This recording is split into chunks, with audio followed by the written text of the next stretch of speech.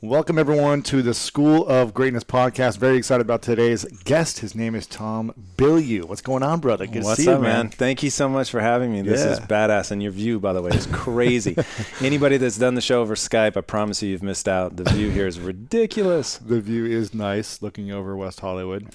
And Tom is the co-founder of Quest Nutrition, Quest Bars. We just enjoyed one, a mint chip one, which was delicious. And I've known about Quest for probably 2.5, 3 years. I believe my friend John Romanello introduced you to me probably 3 years ago. I was at his house. John's OG. My man. And he had like this big package of Quest bars.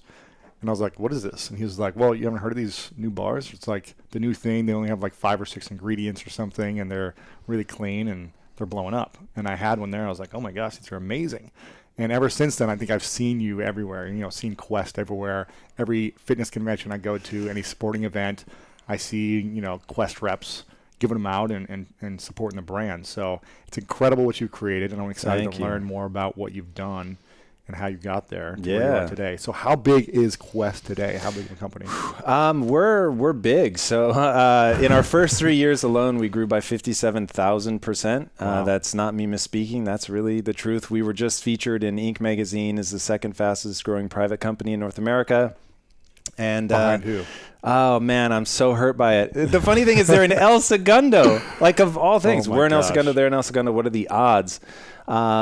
I'm actually blanking on their name. I'm sure that's the fury inside my soul that we came in second. You're blocking it so much. Yeah, I've actively. But they do software for kids, and they just killed it, man. Much respect to them. They earned it. They grinded it out, and they've really done something amazing. They won 2 years in a row, which is nuts. It hardly ever happens. What you have to do in the metrics between year 2 and 3 to win 2 years in a row is crazy. Wow. Okay. So credit to them. And how many employees do you have now? Because it seems like you're going like 10 people a day or something. Yeah, it's nuts. So we have 1,300 full-time employees, and then we have almost another 1,000 part-time ambassadors. So the people that you're saying that you saw out in the shows and stuff, we have a whole army of those people literally around the world that work shows for us. An amazing group of human beings, just a cool army that we've put together. 1,300 full-time? Full-time, yeah. And then how many? 1,000, yeah. 1,000 extra part-time ambassadors. Wow.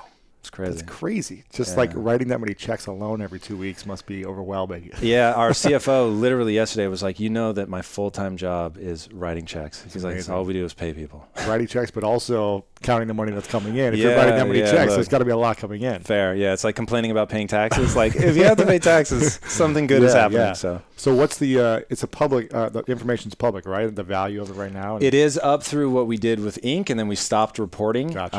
So what was that reporting at? We stopped reporting at 86 million, and we're now, just to give you a ballpark, we're more than 3, maybe 4 times bigger than that. Wow. Okay, cool. Awesome. So it's growing. It's incredible. And you started in 2010. Yeah. And how did this idea begin? And I've heard your story, but I want everyone to hear. And if you can, just adjust the mic maybe a little bit in towards the front. Yeah, see if we can get a little. How are we doing? A little more intimate? We better? Yeah. Welcome into my bedroom, everybody. Okay, so Quest is really a company born out of misery, and I wish that wasn't true, but it really is. So my partners and I, we were successful serial entrepreneurs before this. We had a technology company called Awareness Tech. That company back in 2010 was named as the 42nd fastest growing company in North America by Deloitte & Touche. We were making money, we were winning awards, and we're standing in this beautiful conference room overlooking the Pacific Ocean, and we turned to each other and we're like, we're completely miserable. And it was a joke. I mean, we're literally living the cliche of money can't buy happiness, which is ironic because we're 3 guys that really believe in the power of money. And I really think the greatest problems that we face as a society are going to be solved by people with access to resources. Yes. And wealth really is the great facilitator. So here I am, a guy that believes that wealth is a great facilitator. It's going to solve these problems, and it's people that know how to generate money that also know how to execute. So I should be right now feeling my most powerful. I should be feeling like, hey, I'm on top of the world, and I'm not, and why not? And relentlessly self-assessing, which is something you talk about in your own book, relentlessly self-assessing, and what comes from that is truly powerful. So we were willing to say, okay, maybe everyone else is looking at us and saying, you guys have made it, but we don't feel that way. So what have we done wrong? And that's when we realized that there's two types of happiness. There's framework happiness and there's momentary happiness. Momentary happiness, bowl of ice cream, a trip to Bermuda. Those things are awesome, right? Love them. You can put somebody in an fMRI machine, give them a bowl of ice cream, and you can literally see it triggers the same dopamine cascade that you would get if they were doing drugs or doing anything pleasurable. But it ultimately, it goes away, right? And it's very transient. So that was sort of the part of money that we had tapped into, was this really transient, momentary, nice car, nice house kind of thing. But we hadn't gone beyond that to something mission-based. So we said, okay, if we tap into that framework happiness, which is being something, right? I go to the gym every day. I absolutely hate it. I used to be 230 pounds. I come from a morbidly obese family.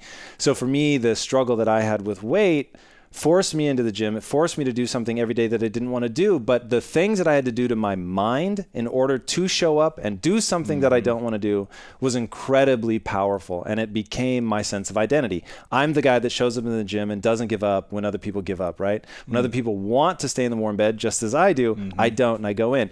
And as I told myself that over and over and over, I realized that values and identity drive behavior. So we wanted to take that kind of realization and apply it to business. What part of our identity, what part of our value system could we build a business around? And so we said, okay, first and foremost, we're going to bring value to other people. Like, that's just meaningful to me, right? I want to do something that's great for you. And I woke up every day thinking about my mom and my sister, right? They were morbidly obese, and I just didn't accept that I had to embrace that it was their choice to make whether to lose the weight and be healthy.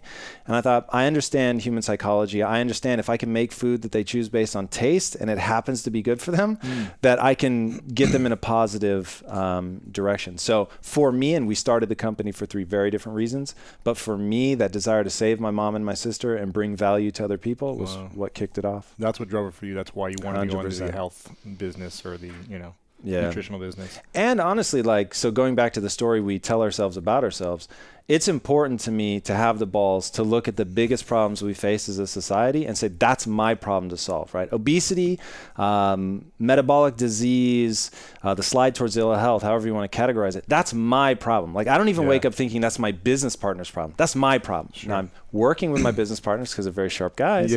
But at the end of the day, I own that responsibility. And that's awesome to me, right? Having that, it isn't a weight that drags me down. It's like this goal to chase that's so big that I'm just stoked that there are people in the world that are prepared to dream that big. I'm inspired by that in others, and hopefully can inspire other people with our dream. Now, how did you change your mindset to do the hard things in the gym and get up when you didn't want to, when so many people don't do those things? What allowed you, or what tools did you use, or what practices in order to stay committed? Because a lot of people, they're just not committed over a long period of time. So how did you have that when other people didn't? To answer that question, I have to take you back. So now, it was about 15 years ago, I had this sense that I was stuck in the matrix, that my life could be something more, but I didn't know how to make it more, right? And part of that was on a day when I wanted to stay in bed when it was warm, I did. And then time just feels like it's getting away from you, and you haven't really identified that the problem was that you didn't have something specific enough to get you out of bed, right? You weren't setting goals, you didn't have a vision, you weren't executing on your dreams. You might be dreaming like I was dreaming. I've always dreamed. For me, ambition was never the problem. I was the most ambitious, laziest person you're ever going to meet 15 years ago. And it was realizing, wait, just because I'm lazy by nature doesn't mean I have to be lazy in actuality. I can actually get the discipline to develop real drive to acquire those skills. So when I met the guys that are now my partners, they put me into a scenario where there was a very real world consequence, both positive and negative, for living up to the acquisition of skills. So, and that environment, that gladiator pit that I ended up stepping into was the business world. And the great thing is, when you're no longer an employee and it's your business and everything you have is on the line, and if the business fails, you lose your house, that's real. It's real to you in a way that it's not to an employee, right? Because now there's a real consequence that goes beyond, well, I have to look for another job, right? This goes into, I could lose everything if I can't solve this problem. Now, that can scare you away and keep you wanting to be an employee where it's a little bit safer, or that can be wildly motivating to you. And that was interesting to me. So I wanted to be able to say, the harder I work, the better result I get. And they gave me the opportunity to plug into business where that became true. If I could solve these problems, if I could build a better product, if I could market it better, whatever, that better results came. And so there was now a connection between how hard I work, the skills I acquire, and the reward I get. And that was all I needed. And then for me, being in that loop allowed me to do things like the gym. Sure. So when did you discover your new values, and what are those values? Personal and then business, and then they intertwine? Yeah. For me, they're totally connected 100%. And that's by choice, because for a long time they weren't connected. The way that I got the value system was truly looking at what works, right? And so I believe that I'm going to give away my answer to something you can ask me later, but I believe that the purpose in life, to be great, you have to acquire as many skills as you can that have utility, and then put that utility to the test. Because now you can see, did I actually get the skill that I thought I got? Did I get the result from that skill that I wanted? And you can judge both what skills you need to acquire and whether you have effectively required them. And business like that is the closest thing to, say, MMA fighting, right? MMA is, you want real-time feedback on whether you're learning and getting good at something. Let someone whose sole intent is to take your head off come in and test whether you can defend a choke or defend an armbar. It's so real and so visceral. There's, you can think of it, there's either it's pure metaphor or there's no metaphor, right? Like you were in that moment. So finding ways that business can be like that, for me, allowed me to create a set of values out of pure efficiency. So for me, the one thing I can't give you ambition. I can't make you want something, right? I can't want it for you. But once you want something, now you plug into something very real. And if you accept, I talk about, there's 25 bullet points is the Quest belief system. And that was me trying to give people the thing that they needed to escape the matrix. And in that is the belief that you can acquire skills, that the human mind and human potential is nearly limitless, right? So you start putting all this stuff together, and it's like, okay, essentially everything falls on my shoulders. If I want to be great, it's all down to me and whether I execute on that or not. It's all down to my ability to say, this is the thing I want. This is the gap in skill set between who I am today and who I need to become in order to acquire that thing that I want. Like for me, I want to end metabolic disease globally, right? So now I know what set of skills I need, right? I'm going to have to understand nutrition really well. I'm going to have to understand psychology really well. In order to build this business, I'm going to have to understand just business in general to get the metrics right so that people can afford to buy these products, on and on and on. So you can identify the skill sets that you need, and then you get to test them, right? Because if I have learned the wrong skills or failed to learn a skill that I thought I had, the business doesn't grow, right? So you have this feedback loop. And really my value system was born out of that. I was so clear about what I wanted to accomplish that I could just test the skills that I was getting, and that sort of desire to accurately assess and acquire skills really is my value system. Right. But I think you started Quest when you were 34, is that right? When did we start Quest? Started Quest 5 years ago. I'm 39. Yes. 34. So well done. You know me better than I do. So how long did it take you to, get clear on what you wanted? Did it take 34 years for you to get clear on what you wanted? And what was that process of actually figuring it out that you got clear? Yeah, it's so tempting to mythologize everything and to tell you the concise story, which is maybe more useful, but is a little misleading. So the truth went something like this.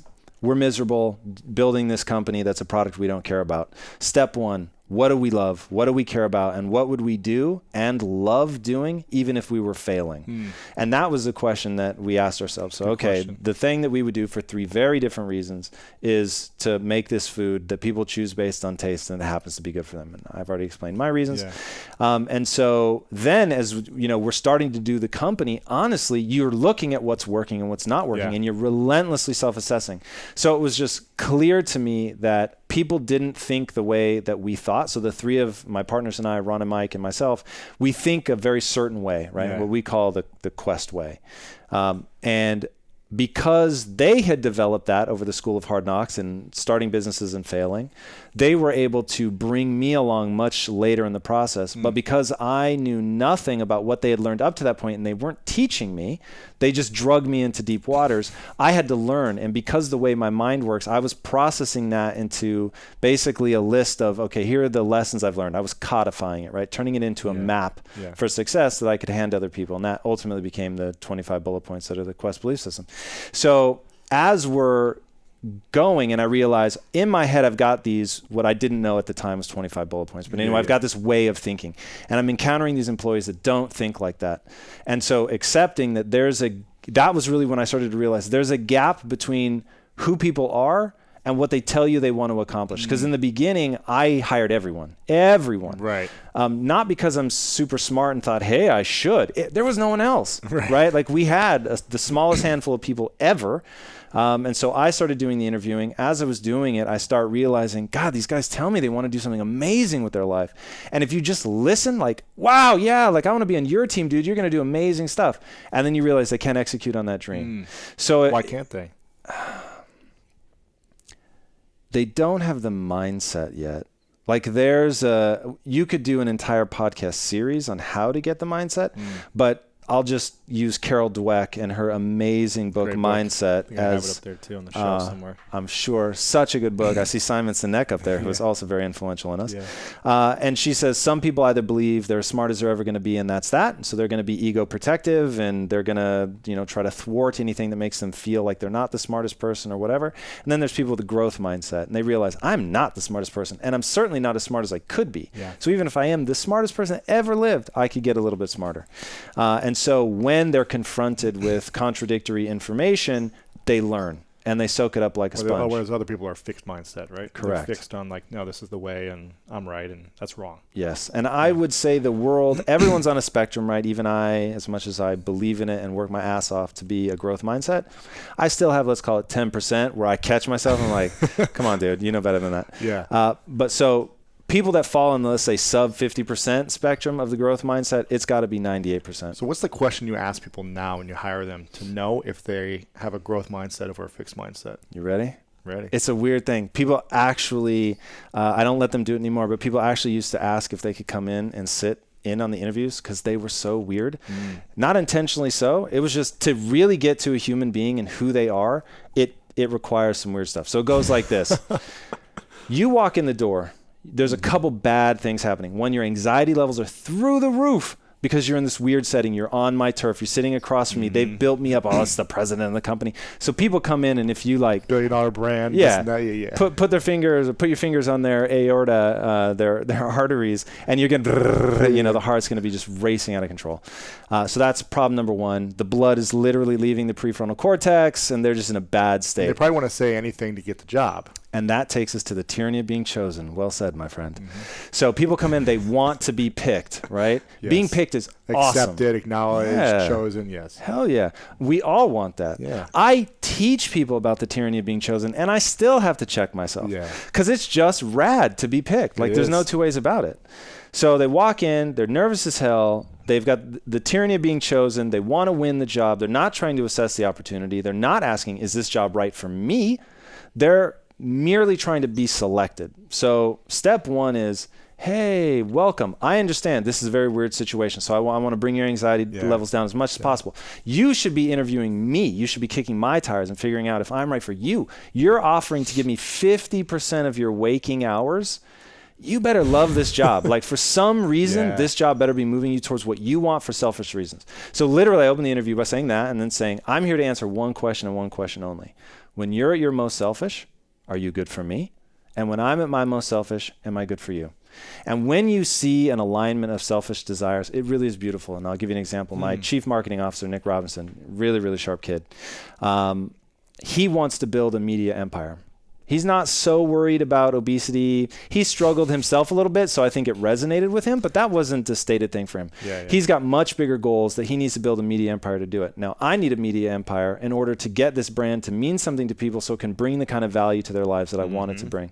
So here, I need somebody that has, when they're at their most selfish, they are learning about building a media empire. And he's thinking, I need somebody to fund this whole thing while I learn how to build a media empire and try that. Because I can't pay it all myself. And Exactly. So that's the alignment of selfish desires. So I'm trying to put people in that position where they're just trying to figure out if this is right for them, which hopefully lowers their anxiety levels and they're no longer worried about being picked.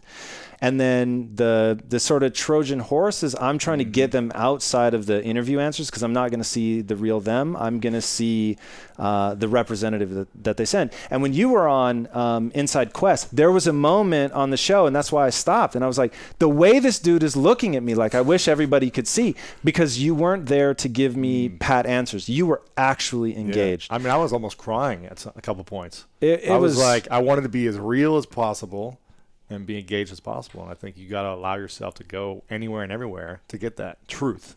For sure. Yeah. And and it was like a beautiful moment, right? It was so cool to share that and to have been able to create an environment like that where you could be so raw, so real. We had an audience. I mean, it was just so it created this whole vibe in the room. It's like one of those late night where it's dark and everybody can like let their guard down. If you can get that to happen in an interview, as uneasy as that is, then you get to the real person. So the technique I use for that is a confession. So I tell them, look, I'm going to try and get you to lower your guard and reveal yourself as quickly to me as possible so that I can judge you.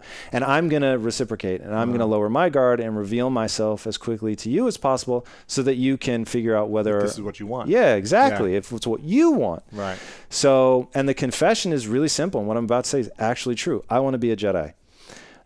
First of all, I think in movies almost at all times. So The Matrix is the perfect example of my life. And comics. Yes, 100%. So I have no interest in wielding a lightsaber. That's not interesting to me. But the ability to influence, these are not the droids you're looking for, that is so meaningful to me. One, because it allows you to control your own mind, right? There's no more powerful mind control than control over one's own mind. And then because I believe that I use it not only for the good of that person, right? You should be a Quest for the exact number of days that it's the most selfish thing you can do. So I'm already thinking of you. And then we've got... so you don't want them to stay forever if it's not selfish for them anymore. No way. You want them to get out as quickly as possible. 100%. Interesting. Dude, nothing terrifies me because I lost 8.5 years of my life, being right? Complacent, being safe, because it was comfortable, good money, good, exactly, all those things. Yeah. And it really felt like I lost them. And I was like, time is the most precious commodity you have.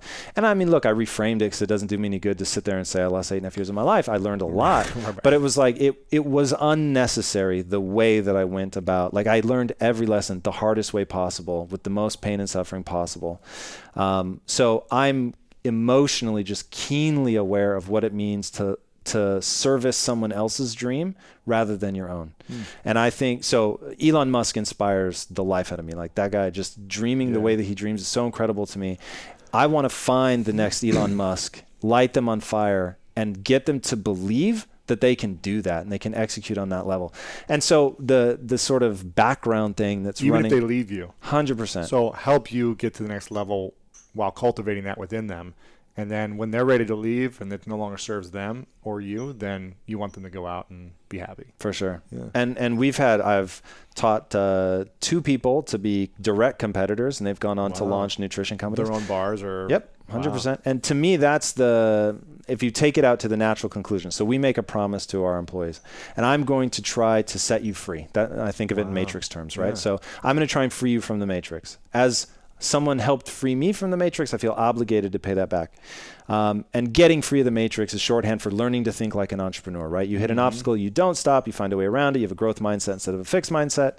I want to do that for people, and I want Quest to be that environment. Whether you meet me, spend time with me should be irrelevant. Just the Quest environment is going to provide that to you. So to that end, we tell people, I will teach you anything you want to know. I will give you the list of books in order that I think you should read to be able to take my job from me. I will at every corner encourage, or every turn encourage, if you have an entrepreneurial spark and you want to chase it, I will encourage that. I will never ask you to hide your passions from me. The only catch is your tuition. You have to be killer at your job. Yeah. Right? If you're killing it at your job, then whatever you want. Right. Then your reward is Quest University. And our goal is to teach you all those things. And some of it's formalized, teaching people basic finance and things like that. Yeah. The whole show Inside Quest was meant to be us paying that forward and teaching people that mindset and bringing on people like yourself to come on and just show people how far you can take that mindset, you know, how you can go from injury to just massive accomplishment in a ridiculously short period of time. People are super inspired by that. So that kind of thing is our promise. But if you follow that out to its natural conclusion, ultimately someone comes and says, yeah, you'll teach me anything. You'll encourage me entrepreneurial. Teach me how to build a nutrition company, and we'll do it. Wow. And the reason we do it isn't because I'm eager to build, you know, my next competitor. It's really because it's a value system that I believe in, right? And so I don't want to artificially limit it. Also, to be honest, I believe that the juice is always in the execution. And if they can out execute me, that's bad on me, right? Or it's something you can learn about what they have. For sure. Interesting. Now, I saw, this is all great stuff, and I saw somewhere online that when you launched Quest, there were 1,600 other protein bar companies that launched in 2010. Flavors or companies, yeah. Flavors or companies. Yep. What gave you the audacious mindset to think that you could compete against all those, plus the 10, 20 years of other nutrition companies out there and beat them? Yeah, it's without having any experience in this. Yeah, I'm going to give you a phrase that I play in my own head that I know when I say out loud, 50% of people love it and 50% of people hate me for it, but it's true. So, hey, here we go. I have the arrogance of belief. I believe in myself. Now, I believe in one thing about me. I am not the smartest guy. I got a 990 on my SATs. I took it twice. That's my combined score. Better than me. That's bad for both of us. I always joke with people, a monkey smearing feces on the test could score higher than I did. Like, it's literally terrible. Yeah. But I always believed that I could do whatever I set my mind to, right? So that's the only credit I will give myself is when other people break and give up and stop, I just don't, right? And it comes down to the story you tell yourself about yourself. And that's the story I tell myself. I was just this last weekend, I was at an entrepreneurial organization, and they brought a world-class mountain biker in and said, hey, anybody that wants to go for a ride with her, go. And I thought, okay, you know, I'll go and because she's saying we can do a beginner course or whatever. And I thought, oh, that's perfect. You know, I'll jump on the bike and go. I've never been on a mountain bike before ever in my life. I haven't been on a bike of any kind probably in 15 years. So that was probably stupid. And we're in, Sun Valley, Idaho. So it's not exactly flat land. And we go mountain biking, and I'm dying. I'm just done. It's at like 6,000 feet, first of all. So I cannot catch my breath. And I keep stopping, and everyone's like, oh, you know, it's okay, man. Like, go ahead and turn back. It's all good. It's all good. And I'm like, I don't think you know the story I tell myself. Like, there's no universe in which I stop. So I keep going. Finally, they've done the loop, right? Some people have turned back, whatever. Yeah. They've done the loop, and now they're coming back, and they're passing me. I'm still headed out. And they're like, you need to turn around. And I'm like, I'm so sorry, but I'm not going to turn around. And they said, okay, but then we're no longer responsible for you. And I was like, oh, okay. I'm like, it is what it is, man. I appreciate that. No worries. I'm a big boy. Like, go. And I just kept going. And I must have come in an hour and 20 minutes or something after everybody else. But I finished. And that meant so much to me. I was like, I'm going to ignore the fact I got my ass handed to me and I came in dead last. But I'm going to be proud that I didn't quit. Interesting. Did you say arrogance of belief? Is that what you said? The arrogance of belief. You know, it's interesting. When I study champion athletes, there's one thing that they have over everyone else, one of two things, and it's a belief in themselves or their beliefs in something higher, giving them that strength, courage, athleticism. And whenever I listen to champions on interviews after the Super Bowl, whatever it may be, the first thing they say is, you know, how do you feel? That the broadcasters are going to say, you know, I want to say, you know, thanks to God who gives me all the glory, who gives me all my strength, my courage, everything. I believe 100% in him and his power and in that power. Or the other athlete is like, I believe in myself so much. I'm the best. I'm the greatest. I believe I will do whatever it takes. I believe that I can go through any adversity. It's that belief, that arrogance of belief, either way, that I believe makes people great or not great. Yeah. And even if you're, you know, the other person may have a lot of belief as well, and sometimes it just doesn't fall your way. You know, Tom Brady has lost a number of Super Bowls, has also won a number of them.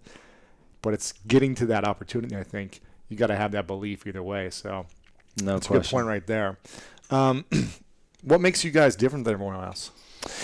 There's really two things. One, the product is just different. So we were the first ones. In fact, I never really answered your question. So there's 1,600 bars, products into a declining market. Everyone told us we were crazy, but there was nothing in the market that we would eat. So we knew there was at least a market of 3. Too much stuff in it, too much chemicals, and we just thought, look, man, if we can deliver this product that's real, people will respond, and wanting to build a company of value so that people could love it in 2 ways. So one was just we created a better product, and then 2, we said right from the beginning, there's 2 things that we export: our product and our philosophy.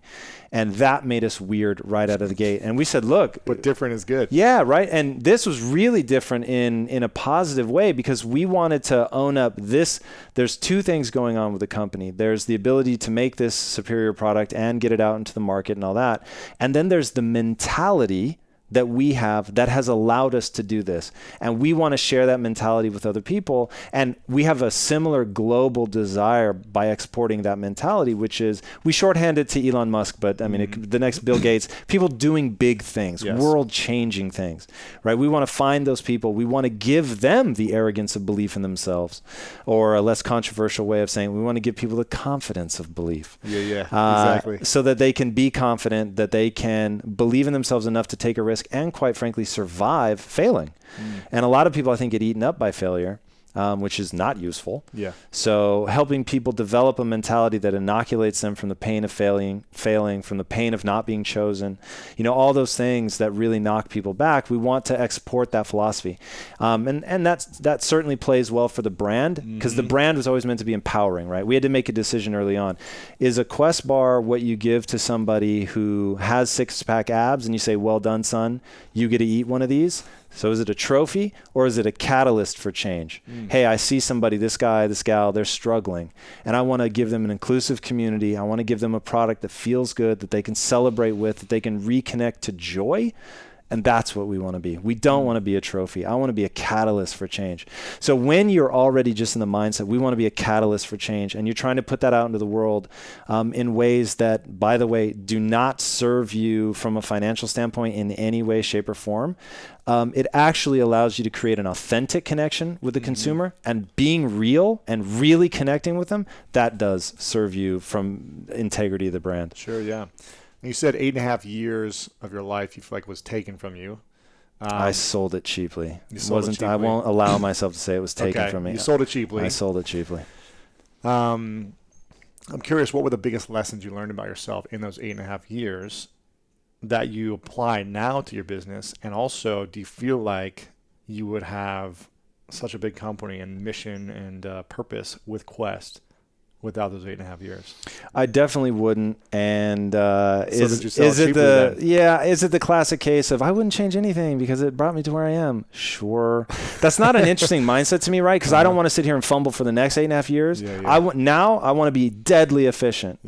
So that is it's a better framing device for me to say that was time sold cheaply, to remind me not to make the same mistakes again. But I have reframed it in my mind as well, and I understand I learned very powerful lessons. So what lessons did I learn? I learned that you really have to set your mind to acquiring a certain set of skills with all the efficiency in the world, that you can acquire those skills, first of all, that anything is possible as long as you set your mind to it. And that and this is probably the most important lesson that I learned, that what is working against you is your own mind. Now, if you stop there, you're in trouble because it's not specific.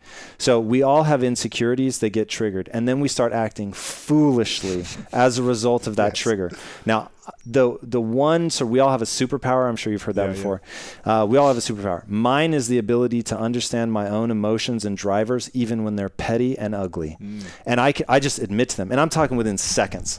Like if I have just a horrible, petty thought, feeling, driver, I'm like, okay, I'm doing this for a really stupid reason. And because I'm aware of it, I can't always stop it. So this is not like, yay me.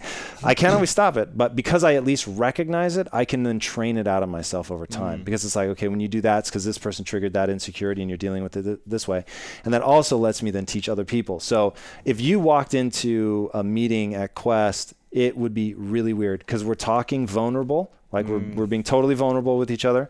We're being really honest about what insecurities are being triggered. And if somebody makes a weird face when somebody else says something, I'll just be like, you made a weird face. Let's talk about the weird face, because I know that weird face is because some insecurity is being triggered, right? And what happens when people's insecurity is triggered, they'll fight for a dumb idea just because it's theirs, right? And they don't want to feel stupid, so they want to win the argument. And the thing that I think I learned over the 8.5 years that a lot of people don't really understand, and if I could give this gift to people, it'd be very powerful for them, that everyone is going to build a massive ego. Everyone in this room right now, the three of us, we all have big egos. I promise you. Yeah. It's only a question of what did you build your ego around? Did you build it around something that's positive and empowering? Or did you build it around being perfect, something that's very fragile, something that you could never uphold, so you're going to end up fighting to protect your ego, to what may be essentially a really bad idea, but because it was your idea and it made you feel good, you're going to fight for it. Yeah. So I realized very early on, because I'm not as bright as my partners, and intelligence is not a predictor of success, so whatever, that's not a big thing for me, but I'm really not, just like on a raw IQ level, I'm not as bright as my partners. So they can process data much more quickly than I can. And in the beginning, it made me feel very inferior. And so that triggered an insecurity. And so I would fight for dumb ideas because they were mine. And sometimes I could actually convince them. And it was one day realizing I actually won that argument. And now I'm terrified because I've convinced them. Not the right thing, or not only what if, I know it's not. I know it's a worse idea, but I've just out-argued them, right? Like I've fatigued them. They no longer wanted to fight over it. So, and I thought, wow, that's really dumb, because if I'm goal-oriented, if my goal really is XYZ, right? I want to end metabolic disease. Then you're either moving towards that goal or you're not. And so having that realization made me go, I need to build my self-esteem around something that is at all times empowering. So rather than building my self-esteem around being right, which is what I'd been doing up to that moment, and being right still feels good, right? Everybody loves it. Feels great. But there's a more powerful one, which is to identify the right answer faster than anyone else, which means you may have the right answer. Sure. And then I'm going to be like, Lewis has the right answer. That idea is so badass. And then I'm going to get so hardcore behind your idea and be the driving energy behind it that people will to actually, everyone else. Yeah. And the whole time I'm going to be screaming, this is Lewis's idea. Lewis is a genius. This man did it. But everyone is getting behind me because I'm running harder and faster than anyone else. And because I'm bringing so much energy to the right answer, it makes me feel good. Like I feel rad. I feel as rad as I would have if it actually had been my own idea. Let's talk about self-awareness, because it sounds like you have a lot of self-awareness. How important is it for everyone to have self-awareness, and how do you cultivate that, understanding that skill set? It absolutely is critical. I think it's probably the most important skill that you can develop. And here's how I train people to do it at Quest. So I'll give you one specific application. There's many, obviously, so this will be very, very specific. In interviewing, the first thing you need to do, you need to keep a 7-second journal. In the first 7 seconds of meeting somebody, you have a feeling, and that feeling usually emanates from your gut, right? You're either drawn to that person, you want to hang out, they make you feel uneasy, whatever. You probably don't understand why you like them, you may not understand why you don't like them, but you have a reaction, and it comes way too quickly for them to talk you out of it. So just take note. Then what I do is once I recognize, I have a positive, or I have a negative feeling for this person, I then open my mind up. If I love them, I open my mind up to they may be terrible here. Or if I really don't like them, I open my mind up to they may be the best thing ever. And so I go through the rest of the interview simply remembering what the first 7 seconds told me. Then I get to spend, let's say, 15 minutes, 30 minutes, sometimes up to an hour with that person, just trying to find out who they are, revealing myself, getting them to reveal themselves. And through that, I will form a new opinion. And it may be the same as my first 7 seconds. It may be wildly different. And then if I hire them, I get to test, was I right? And which one was right? If I initially reacted poorly, but then ended up hiring them, was I right the first time or the second time? So you just over the repetition of going through I have an emotion that I don't understand, but I'm going to make mental note of it. And I actually tell people to write it down. Going through that process and then later identifying it, that becomes really, really useful because you can start to test the hypothesis. I feel this way and I think it's because of this. And then you see over time if it was or not. And how many people do you stick around more than 6 months once you hire them?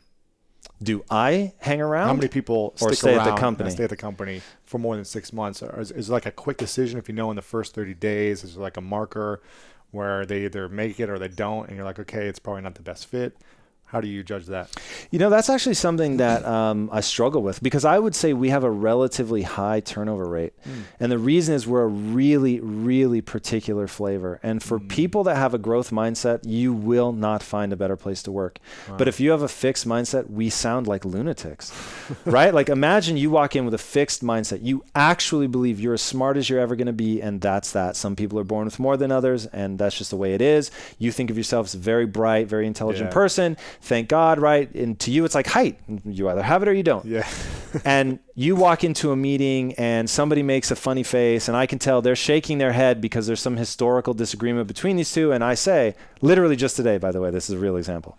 I'm like, you're shaking your head because you believe you've told somebody something and they haven't listened, right? To somebody with a fixed mindset, that's like, this isn't a therapy session, dude. Like, what are you doing? But to me, knowing how people entrench themselves into bad behaviors that they can free themselves from, and that's all judged by efficiency, by the way. So it's not like frou-frou, Tom thinks this. It's, we have a goal, and I judge every behavior, every smile, frown, whatever, against, does it move us towards where we're going or away from where we're going?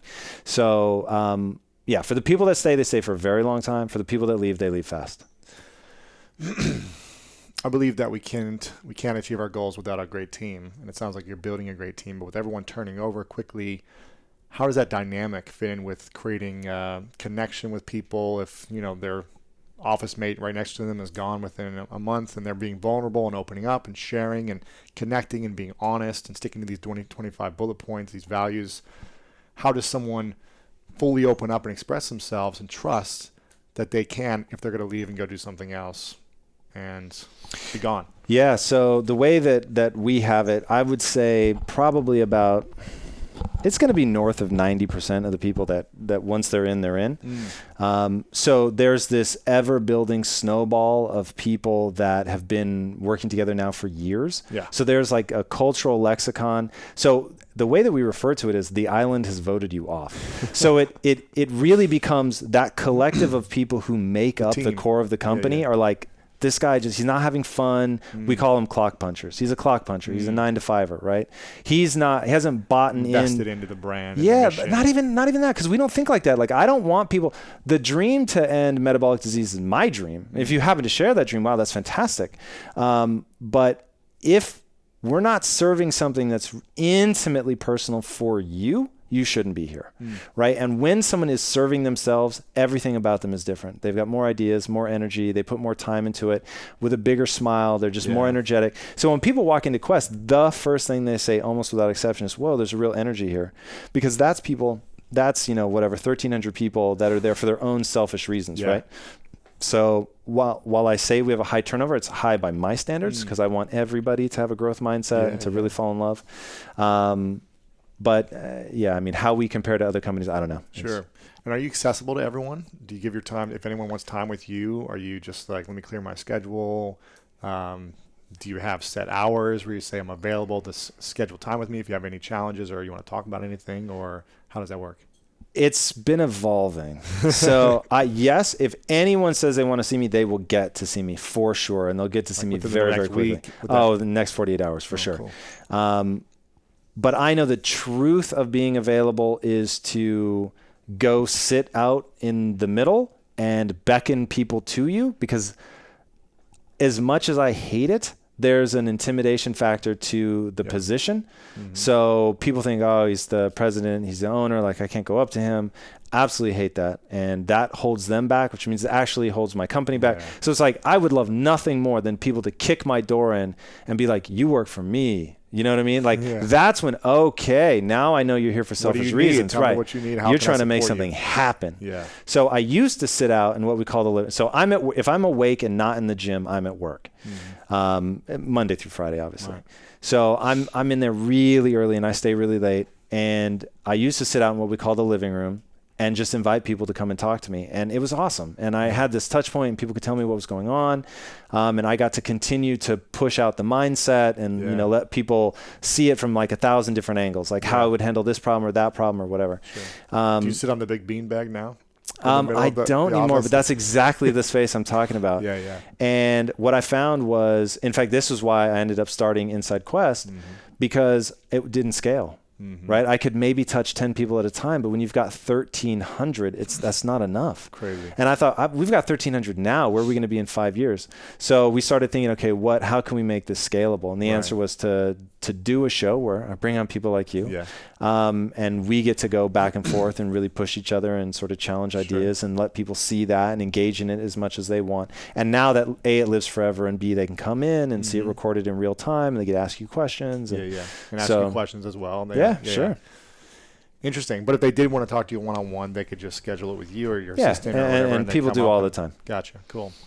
Now, we were talking about this before the show a little bit, so I'm curious to hear your opinion on, one, marriage, and two, children. When you have such a big vision to end something like you want to end, is it possible to achieve this massive world-changing vision and be married and have kids? Right.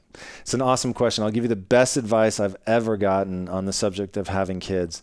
I asked the guy, I was going really, really having a hard time deciding if we were going to have kids or not, and saw this guy, and he was talking about his kids, successful entrepreneur. And I said, dude, do I have kids? Do I not have kids? And he said, have kids, don't have kids, it doesn't matter. But whatever you do it all the way.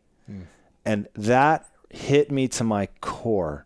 And I was like, dude, I said, I'm going to remember you for a very long time. And I promise, it like hit me that hard in the moment. I was like, that advice is going to shape what I do.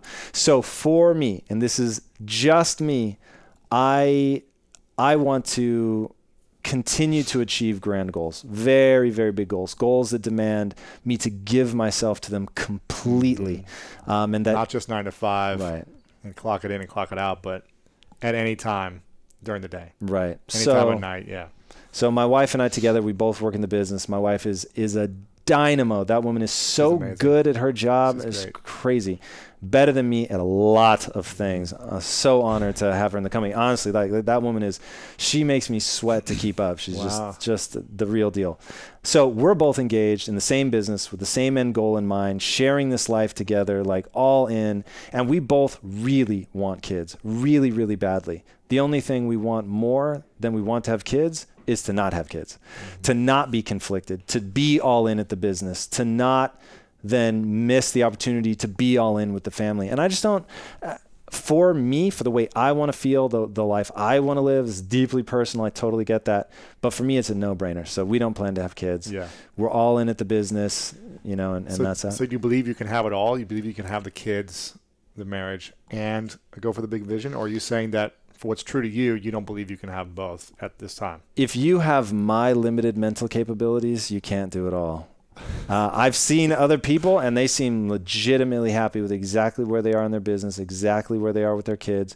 And talk to any business owner, man. And if a business owner has kids, he will tell you 99 times out of 100, the kid's the best thing I ever did. Right. Like nature is going to make sure, once you have the kid, nature is going to take over your brain. Yes. So I get it. If I had kids, I would end up saying the same things. Be like, oh my God, this is the most profound thing that's ever happened to me. This trumps anything I've ever done in business. Like, forget the global slide towards ill health. That's nothing. This is the world. Right? Yeah. This is it. And honestly, some of that talk is what freaked me out. Like so many times I heard parents say like, my child is my best friend. And I'm like, homie, you're married. Like, does your wife know? Right. So that always gave me unease with what I know about humans. But clearly it works magically for many people, and there's a lot of people super happy. I just judge myself purely against the life I want to live, and the life I want to live mandates no children. But you believe being married is definitely something possible to achieve your vision and be in a committed, exclusive relationship, and that supports the vision. Yeah, we're gonna get real controversial. Is that where we're headed here? Well, I'm just curious. So I'm gonna give you the truth. Let's keep it real. Yeah. Gentlemen, if you're out there listening right now, most of you should not get married. I'm going to be real honest with you. It works for me, and I love it so much. And my wife is the center of my universe, and I am on fire with love and passion for that woman. And we've been married for 13 years, been together for 15. She has helped make me who I am. I would be a lesser man without that woman. In no uncertain terms, like it is easy for me to understand. I would be a lesser man, lesser accomplished, less skills acquired, all of it, if it wasn't for her. Like she's there for me at every moment I've ever needed her. She is just amazing. So I'm a big believer in love. I am a big believer in marriage. I just think if you're not prepared to acquire the skills that will make you successful in marriage, then don't get married. What are those skills? So the generic While answer, having a huge vision and conquering that vision. Well, the great news is it's exactly the same. The same thing that makes me being good as an entrepreneur makes me good as a husband. And I'm willing to make that statement knowing that you could ask my wife and you will see her. Great. Yeah, she will back it up. I promise. And only because I grind it out. I work my ass off, right? So, and I accept the realities of the human condition. And I think that's one thing that people don't do a lot. And I get asked to speak a lot about, how has Quest been successful? And every talk I give is some variation of every problem you're having in your company is a result of you not acknowledging some reality of the human condition, right? So your employees are not sinister. They're not trying to bring you down. They just don't feel significant in your business. So they are lurching, they're groping in the dark to find significance. And once you understand that, I can provide you significance, and then you can go on and do something. So communication, but very specifically, understanding where the other person is coming from so that you can talk to them in a way that they can actually hear you. Yes. So my wife and I define words. So I'll give you an example. We define the word important. If I say, hey, this would really mean something to me if you did that, no alarm bells go off. Hey, I really need you to be there. No alarm bells go off. Hey, it's important to me that you be there. I'll drop whatever I'm doing and be there. That's like, this is the most important thing. 100%. Yeah. So if you use the word important, everything else stops and I come and do that. That way there's none of the miscommunication of, but I told you how important it was to me. Interesting. So how did you learn that? Through pissing off my wife over and over and over, and finally realizing, okay, wait, communication is what I do. Yeah. How are we missing each other? So I just had the sense we were two ships passing in the night. And so we decided we were going to start defining terms. Like, what does that mean to you? If she calls me twice, I can ignore it. If that phone rings a third time in a row, and this has actually happened where I've ran out of a business meeting like the house was on fire, I'm like, I got to go right now. No explanation, out the door. Because we agree, if you dial the third time, assume I'm with President Obama and we're about to make something really magical happen and that this call forces me out of the room. It's got to be like that type of situation. Right. Yeah. She's only done it once, just to give you an idea. And what if you of don't have the phone on it? Then I'm screwed. That's just bad mojo. But I've got the Apple Watch now, so we're good. We're good. Wow. This is fascinating. Yeah. And has there ever been a moment in your marriage where you felt like this is taking you away from your vision or it's not going to work? Or challenging times where it made you question it? No, but there's definitely, because my wife is in the business. If she wasn't, for sure. And there for a while in the company before, I was working more hours certainly than I am now, because I was so terrified that I would never figure the code out and get out of where we were, because my wife and I started very poor. I joke because her father's very successful. Just down the street somewhere. Literally, in a small one-bedroom apartment, tiny one bedroom, 700 square feet. She was clipping coupons. I mean, the whole nine. Wow. Like, we were legit. At one point, about 15 years ago, I was scrounging through my couch cushions for enough change to put gas in my car. Like, that's where we started. So I went through a period where I was like, dude, I need to be successful. Like, it's not just a want. Like, for real. I can't live like this. So I worked just inhuman amounts of hours, 7 days a week. I wouldn't let her take a vacation, not a single day, for 6 years. Wow. And then finally she was like, this isn't sustainable. So wow. Yeah, we finally. Now, if you're not working together and you're married and you're working in different careers, or she's not working with you, how do you work that out? I mean, if you're working all these hours, how do you communicate in a way that's, you're there for the marriage, but also there for your entrepreneurial dream? There's a lot of entrepreneurs listening that might have that question of like, how do I manage the balance to make sure that I'm there for my wife, or wife is there for the husband, but also going after the dream and the vision and making it happen, and not sacrificing that time for the dream, that time for your vision, and feeling like it's a compromise. Yeah. Or a sacrifice. I think it's the same advice for people in relationships as it is for parents.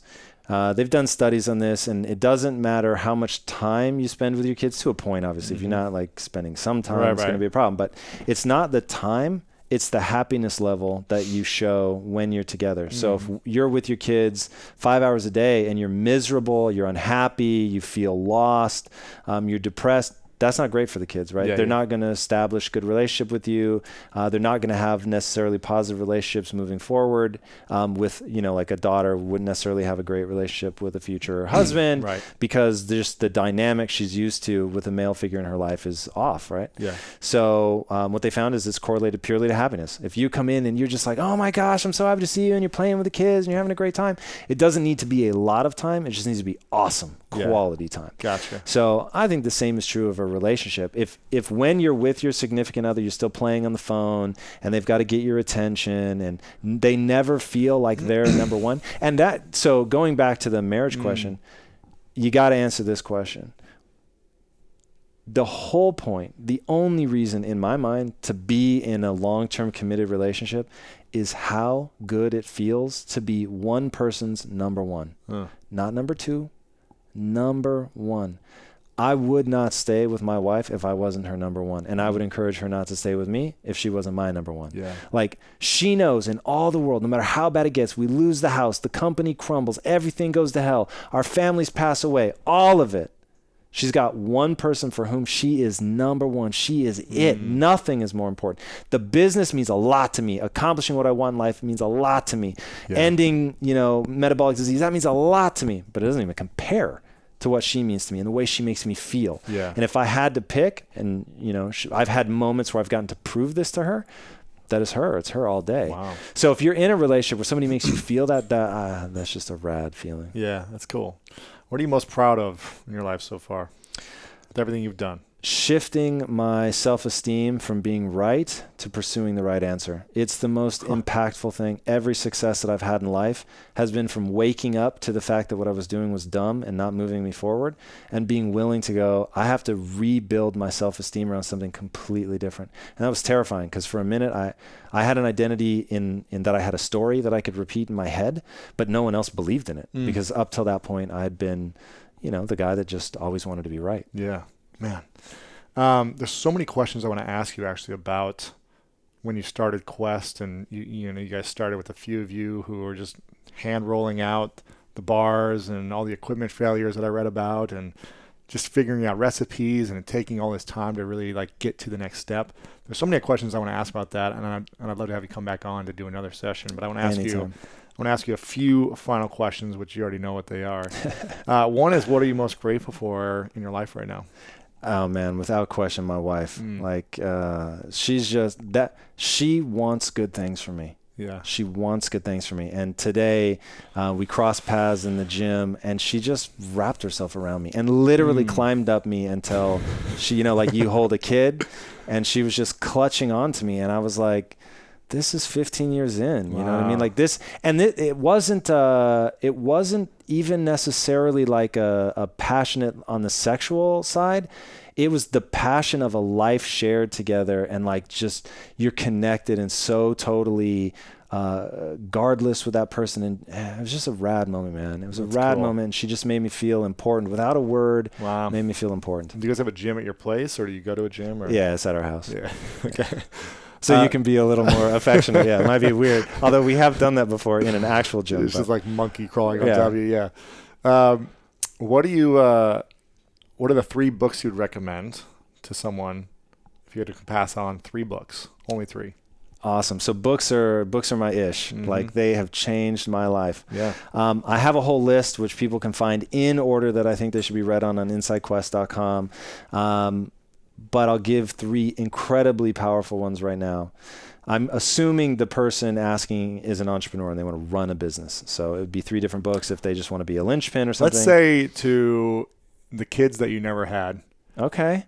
If you were to, whether they were just an entrepreneur or not. Self-empowerment. Yeah, just whatever books you think. Definitely for me, it's going to be self-empowerment. Yeah. All right, so Mindset for Swayze. Like that is the first book in Carol human Dweck, being. Yeah, Carol Dweck, Mindset. It's the most important book in the English language, in my opinion, for personal success. Wow. The next one, it's so hard to pick. The next one I'm going to go with is Linchpin by Seth Godin. That one's critical. Whether you want to be just an awesome employee or you want to be an entrepreneur, that one to me applies across everything. And then non-entrepreneurial related, I've read the first like 45 pages of The School of Greatness. And if I can be that guy, like that's pretty legit. And I've got it sitting here in front of me. Because I haven't finished it, I won't make it my official answer, but the beginning is strong, I appreciate it, super strong. Thank you. And it's got things you're supposed to execute on, which I really respect. Thank you. So third book, I'm going to go with Bold by Peter Diamandis. It's if you don't want to be an entrepreneur, you're going to have to reframe it a little bit because he's giving it to you in the sense that you want to accomplish something big. Yeah. But I think even if you want to be just like, you want to be the best stay-at-home dad ever, like that book is going to teach you to think bigger. It's going to teach you not to stop at a no. It's going to teach you to keep pushing till you get what you want. It's an important book. I like it. 3 truths question. If you could write down only 3 truths, I know you got 25 bullet points, but if life came down to 3 simple truths, what would those be for you? This is gonna rile some people up because of the words I use. So first one, human potential is nearly limitless. Just believe it. You can do anything you set your mind to without limitation.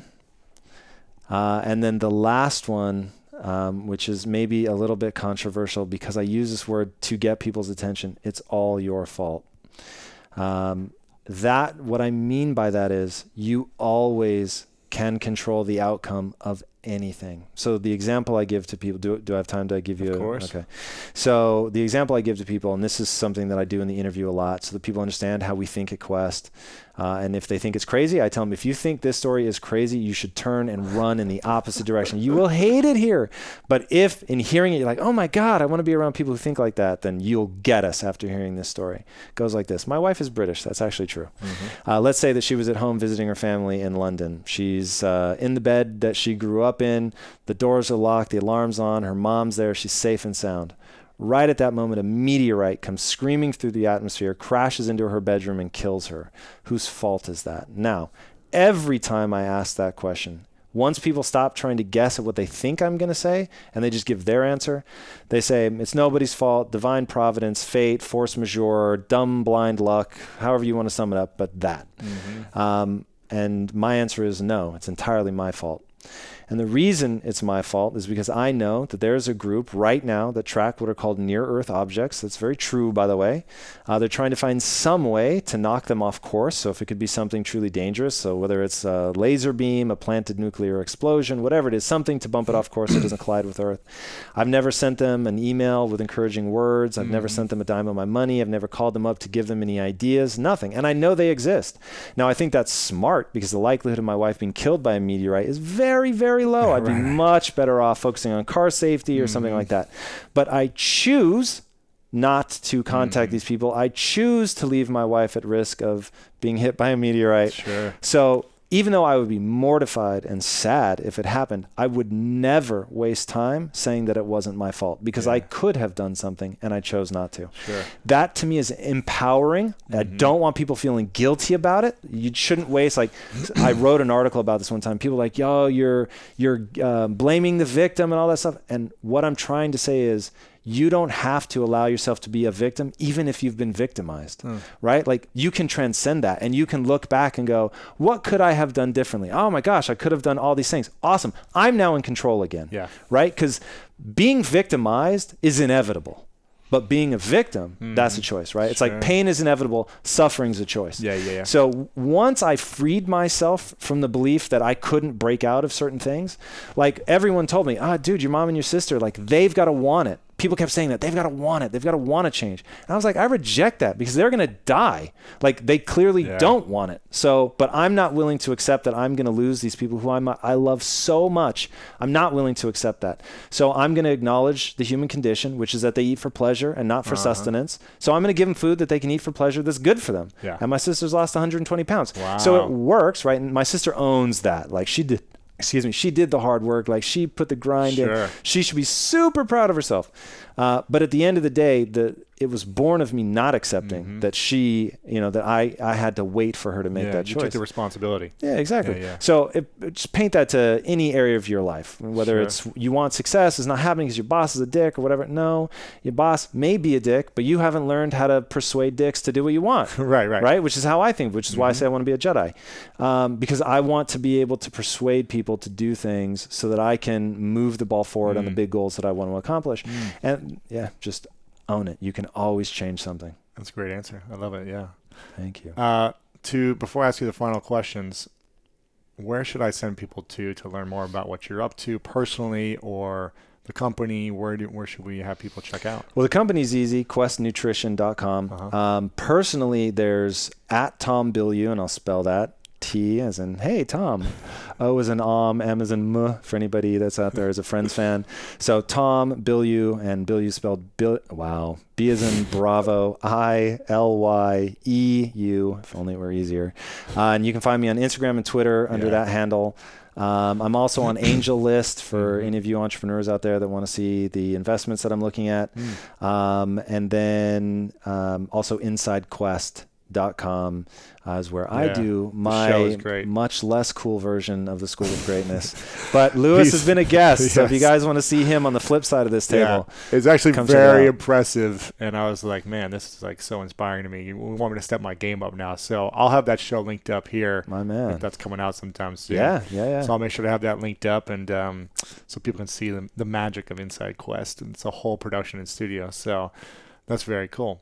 Cool. Make sure to check out there. Anywhere else to check you out? No, those are the ones. And I'm curious, why do you make other investments and not put it all into your one passion? Yeah, so that's I don't have one passion. I have more. Truly, this is the biggest frustration in my life. I have more passions than I could possibly pursue in one lifetime. There are more things that I love below that to do in 10 lifetimes, and things that I really like below that. So just in terms of things I really want to be involved in, it's purely a time thing. So doing the business that I'm doing now is because that's the most important to me, but it is not my only passion. And then also because I am not a born entrepreneur and I had to learn how to do it, I feel like I have a unique ability to explain to people how to go from being a beginning entrepreneur, or worse, being having an employee's mindset, and how to take it all the way to like really grand scale success. So that's fun for me to engage with people and to watch their minds change, watch them develop a growth mindset and all that. I just really love that. That's cool. I like it. And diversification, quite frankly. There you go. So I like it. I mean, that's the entrepreneur's curse, There's always another cool thing we want to do and put our time into. So well, before I ask the final question, I want to take a moment to acknowledge you. And this is big for me to do this. And I acknowledge you for bringing me on your show and for our connection. I really honor and appreciate your intimacy, your connection, and how prepared you get. You're such a prepared human being for all possibilities and everything that comes to you. And I just experienced that in the 2 interactions we've had in person. And your willingness to serve others by also serving yourself on a very selfless level, but willingness to serve others and help them grow, it's becoming more and more evident after being at your headquarters, seeing how happy people were there. It was unbelievable to see how happy and excited people are about growth. And I think the gift that you give to people for that is the most powerful gift anyone can give to someone. So I want to acknowledge you for giving that gift of growth and open mindset to people, and being a powerful leader that you are to raise people to the next level. So it's amazing to watch, and I'm excited to learn more and hopefully connect more over the years, man. I'm very excited about everything you're doing. So thank you. Thanks for all that. Final question, what's your definition of greatness? The willingness to tackle the biggest problems with the understanding that there is a gap between who you are and who you need to be to execute on that. So it's about acquiring as many skills as you can that have utility and put that utility to the test. And staring down the big things, they don't have to be global, right? It can be intimate for you. So staring down, I'll give you one in my own life with medical stuff, right? So let's say you've got, you think it's IBS or whatever, and you go and the doctors are giving you kind of lame answers, and you're getting tested and you're getting answers that don't quite ring true, to think big enough to say, I am going to figure this out. And I have more drive and grit and determination in me than the doctor. And so I am going to become a bigger expert in this than they are. And that mentality to me, that's greatness personified. That's it. Tom Bilyeu, thanks for coming on, bro. Thanks for having me, man. Appreciate what a pleasure, dude. This was so much fun. Every minute with you is awesome. Thank you. Thanks, brother.